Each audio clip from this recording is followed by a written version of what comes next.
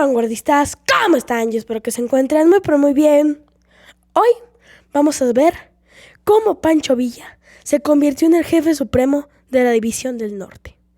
Es una historia conmovedora, de acción y de amor. Así que quédense a ver el video completo, activen la campanita de notificaciones, denle like, suscríbanse y bienvenidos a Vanguardia en el Tiempo. Preparen su ponche, que inicia la Navidad.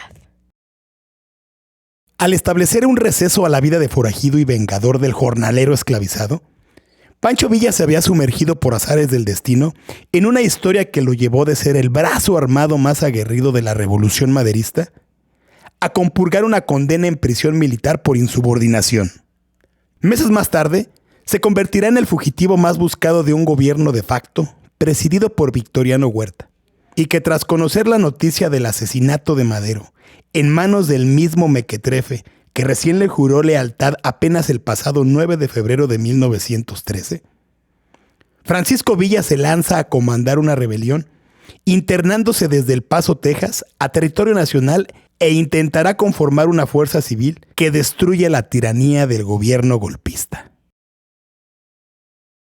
Con más de 1.400.000 habitantes en la actualidad, la región mexicana de La Laguna conforma 5 municipios, 3 del estado de Coahuila y 2 del estado de Durango, siendo así la zona metropolitana más grande comprendida entre ambos estados. Para 1914, a mediados de la Revolución Mexicana, Gómez Palacio, Lerdo y Torreón eran localidades sumamente importantes, ya que conectaban eficientemente el norte del país con el noroeste.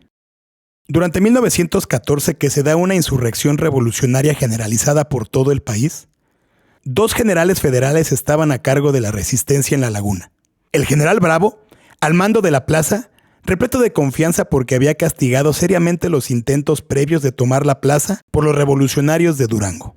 Y el general Eutiquio Munguía, que había relevado a Bravo a causas de su avanzada edad en el mando de la división del Nazas. Con algunos grandes cañones, eran una mezcla de 3.500 federales y colorados orozquistas que tenían serios conflictos entre ellos por temas de ego. Pancho Villa, dispuesto a apoderarse de la plaza lagunera, salió de Jiménez en tren con los 1.100 combatientes de su brigada, un automóvil y todos sus caballos, descendiendo en Berbejillo. Avanzó atravesando arenales, montes, mezquites, campos de labranza y vadeando tajos. Adelante lo esperaba Maclovio, el sordo Herrera, con su brigada Juárez de 800 hombres y la brigada Morelos de Tomás Urbina, con otros 1,000, y se les iban sumando voluntarios por su paso. Les habrá tomado algo así como 10 días hacer el trayecto de Chihuahua a Torreón, y se hallaban concentrados a las riberas del río Nazas para coordinar el ataque con Calixto Contreras. Cruzaron el río las tropas de Urbina y las de Villa, mientras Maclovio se quedaba a la ribera opuesta del Nazas a medida de sus posibilidades. Sin embargo, antes de que todos estos bravos revolucionarios se dispusieran prestos a atacar Torreón, previamente debieron haberse puesto de acuerdo para la metodología y designar los dones de mando. Y lo propio sucedió así. Llegó la madrugada del 20 de septiembre de 1913. Varios centenares de hombres sucios y mal vestidos, pero montados en briosos caballos y armados hasta los dientes, llegaron al viejo casco de la hacienda de la Loma Durango, en la ribera derecha del río Nazas, unos kilómetros antes de la entrada a la comarca lagunera. Eran los revolucionarios chihuahuenses de la brigada Villa y Benito Juárez, y los durangueños de la brigada Morelos, con el famoso guerrillero Pancho Villa, jefe de las brigadas que llevan su nombre. Venía Toribio Ortega, Felipe Ávila y Trinidad Rodríguez. Agustín Estrada y otros ameritados guerrilleros, jefes rebeldes del centro occidente de Chihuahua y del desierto del estado. Con el general Maclovio, el sordo Herrera Cano, caudillo de la brigada Benito Juárez, venían jefes de prestigio de Hidalgo del Parral y el sur de Chihuahua. El general Tomás Urbina, jefe de la brigada Morelos, llegó acompañado de José Rodríguez, Rodolfo, el carnicero Fierro y otros jefes famosos por su valor, buenos para las escaramuzas, aunque malos para las batallas. Poco después arriban las vanguardias de la Brigada Primera de Durango y Juárez de Durango, con sus jefes natos, los generales Orestes Pereira y Calixto Contreras. Un tarahumara nacido en Cuencamé, Durango, de habla pausado y ojos muy claros, entre azules y verdes. Trae colgando un silbato de metal que usa para dar órdenes en combate. Ambos llevan 3 años combatiendo en la región de los valles y los desiertos de Durango y la comarca lagunera. Entre los destacados están Severino Ceniceros. Y tras ellos llegan sus hombres, no tan bien armados y montados como los de Chihuahua, pero igual de bravos. Ya entrada la mañana desde la región de San Pedro de las Colinas y Matamoros, llegaron fuertemente escoltados 6 coroneles y una brigada conformada de ferrocarrileros laguneros, donde destaca el intelectual exalcalde de Torreón, Eugenio El Vizque Aguirre Benavides, de 29 años con un estrabismo casi incapacitante. Los principales jefes se reunieron en la casa grande de la hacienda, y Pancho Villa, quien los había convocado en ese lugar para planear el ataque a la cercana ciudad de Torreón, tomó la palabra diciendo que las necesidades de la campaña exigían la unificación de toda esa fuerza bajo un mando común, por lo que proponía se eligiera de entre los presentes a un jefe que asumiera dichas responsabilidades, para lo cual Pancho Villa se proponía a sí mismo, o a Tomás Urbina o a Calixto Contreras como opciones alternativas. Siguiendo el uso de la palabra, varios de los presentes, sin hacer otra cosa que darle vueltas al asunto, opinaron. Hasta que el coronel Juan Medina, jefe del Estado Mayor de las Brigadas de Villa, explicó con claridad la situación. Había llegado el momento de pasar a la guerra regular o ceder la iniciativa al enemigo. Y la guerra regular, dijo, requería una organización superior y una indiscutible unidad de mando. Finalmente, reiteró las candidaturas de los generales Villa, Urbina y Calixto. El general Calixto Contreras, quien se puso de pie tras rechazar su candidatura por no considerarse capacitado para asumir la enorme responsabilidad que implicaba el nuevo mando, resaltó: el prestigio del general Villa, como hombre de armas y experiencia, indiscutible valor y capacidad organizadora, reconozco su mando como jefe supremo de la División del Norte. Entonces, terminaron las vacilaciones y aclamaron a Pancho Villa como jefe. Y con tales, apareció en la escena el villismo como movimiento revolucionario autónomo. Villa ha pasado en 6 meses de conducir a 8 solitarios hombres que cruzaron el río Bravo a dirigir toda una división.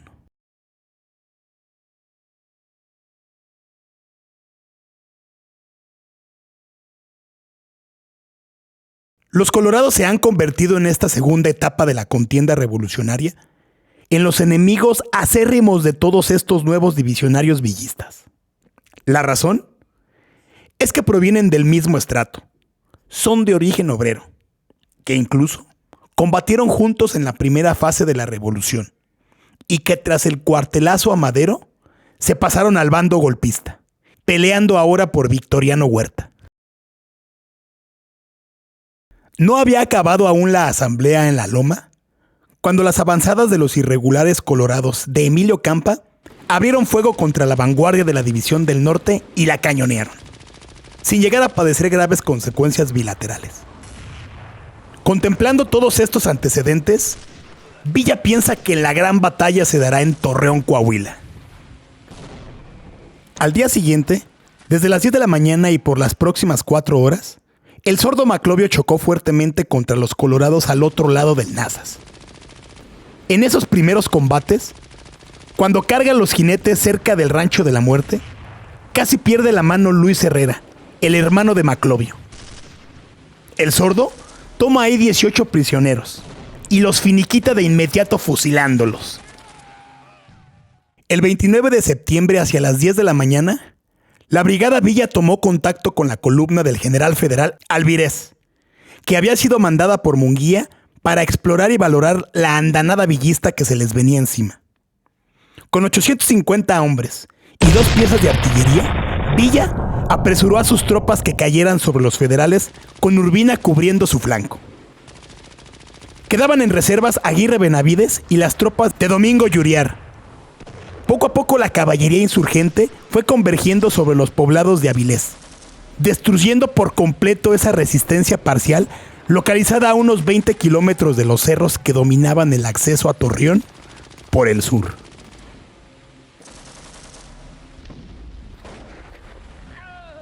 Entretanto, en septiembre de 1913, las traiciones se pagaban como simple moneda de cambio y la vida se ninguneaba de una manera en extremo absurda.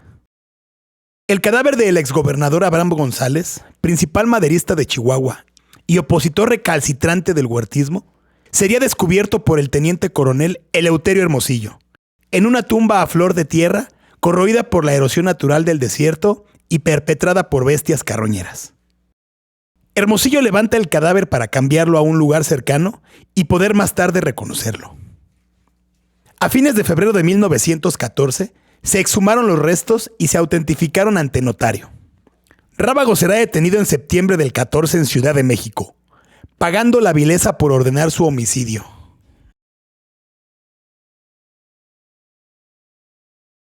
En virtud de dichas calamidades, del otro lado del río, la brigada de Maclovio Herrera combatía delirante contra las tropas de Campa bajo el traqueteo de las ametralladoras y tronando granadas de dinamita lanzadas a mano. Entre el candor del combate, la gente de Campa a la altura de Tlahualilo abre las compuertas de la presa sobre el Nazas para ahogar el terreno sumergiéndolo completamente en agua para frenar en caliente a los villistas. Sin embargo, esa noche la caballería de Maclovio había llegado a las goteras del Lerdo. Y como no hay fecha que no se llegue, ni plazo que no se cumpla, a las 3 de la tarde del 30 de septiembre, Villa ordenó el ataque a Torreón. Los villistas avanzaron en 2 columnas, una de Yuriria y la brigada Zaragoza de Aguirre Benavides, que conocía bien la ciudad, y la otra con Toribio Ortega, con parte de la brigada Villa. Por los cañones, Villa no ordenó ataques frontales. No quería gastar inútilmente las vidas de sus hombres, pulsando las defensas del enemigo y desgastándolos lentamente. Los puntos de resistencia de los federales se mantuvieron. Villa tomó la entrada al cañón del Guarache y esperó la noche. Al oscurecer, encadenaron la caballería y Villa ordenó que las tropas, para identificarse, fueran con la manga derecha remangada hasta el codo y sin sombrero. En la oscuridad, pulgada a pulgada flanquearon a los defensores y tomaron el cerro. Luego, caerían las defensas de la Polvadera y el Cerro de la Cruz. En las últimas horas de la noche, se produjeron contraataques federales para recuperar las posiciones perdidas con cierto éxito.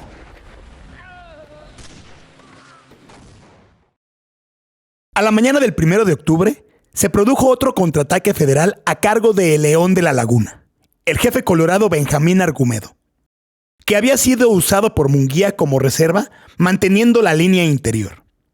Atacó el Cerro de la Polvadera, pero el fuego de las ametralladoras villistas le causó muchísimas bajas, y sus tropas salieron huyendo.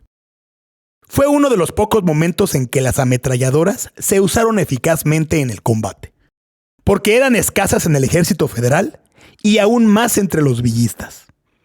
Había muchos modelos diferentes, Bikers, Colt & Lewis, que usaban distintas municiones y consumían parque de una manera exagerada.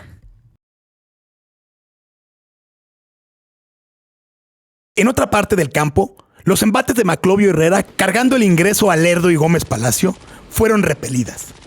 No obstante, faltaba un último empuje y Villa, sin perder tiempo, ordenó el avance. Como a las 3 de la tarde del mismo día, las defensas fueron flanqueando, y un poco más tarde, con los esfuerzos que representaban las tropas de Maclovio Herrera y García, ya se estaba combatiendo dentro de la estación de tren. Villa personalmente conducía esa columna en la antesala de la toma. A medida que progresaban los combates, el general huertista Anaya, que mandaba una fuerza secundaria en Torreón, vio cómo todo se desmoronaba en torno a él. Munguía, en su informe, dirá que al final de la tarde, sumergido en las calamidades de la refriega, no pudo reunir más de 100 defensores. Decidió que una defensa casa por casa sería suicida e inició la retirada.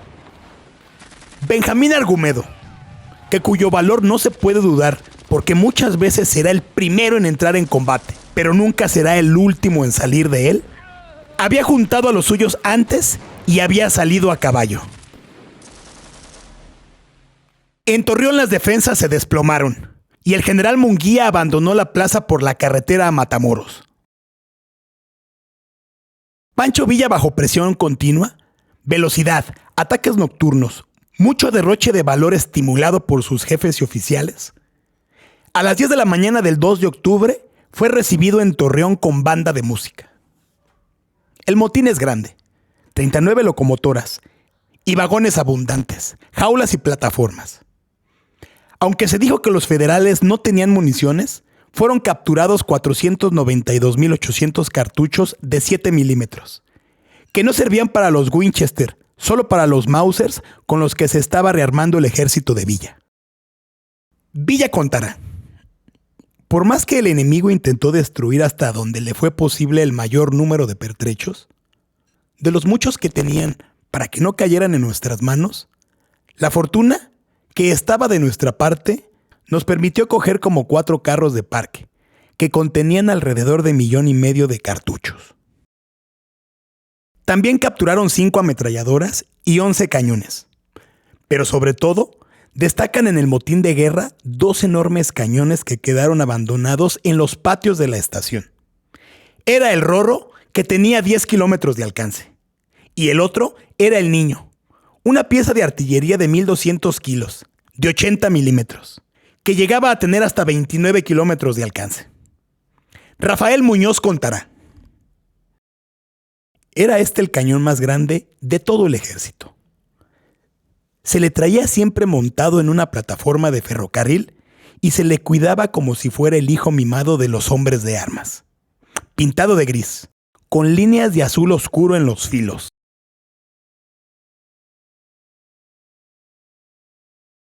Entre los candidatos a ser ejecutados, se encontraban 8 comerciantes españoles que se decían habían sido tomados con las armas en la mano.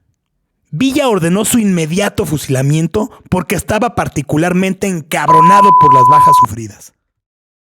Sucede lo mismo con los soldados capturados durante la batalla, que habían sido concentrados en la población de Avilés y eran cerca de 500. Una primera orden fue separar a los soldados de Leva, a los que se les invitó a incorporarse a las filas de los rebeldes. Quedaban 165 oficiales federales y combatientes colorados.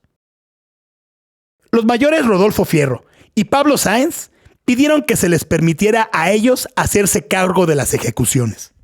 Fierro retornó con el permiso en papel y comienzan a matar prisioneros, cada uno por su lado. Pero solo pudieron vaciar sus pistolas en una ocasión, logrando matar unos 10 o 12 prisioneros en un corral, porque iniciada la matazón, llegó la contraorden. Juan Nepomuceno Medina había convencido a Villa de que algunos prisioneros estaban dispuestos a sumarse a la División del Norte. El parte oficial de los fusilamientos, amparados en la ley del 25 de enero, habla de que fueron fusilados 109 prisioneros, o sea, que 58 se salvaron.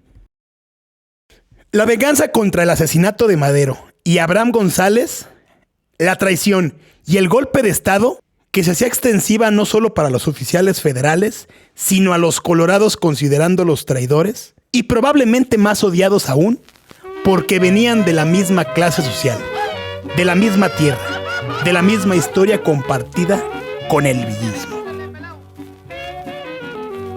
Estaba Francisco Villa en la frontera del norte,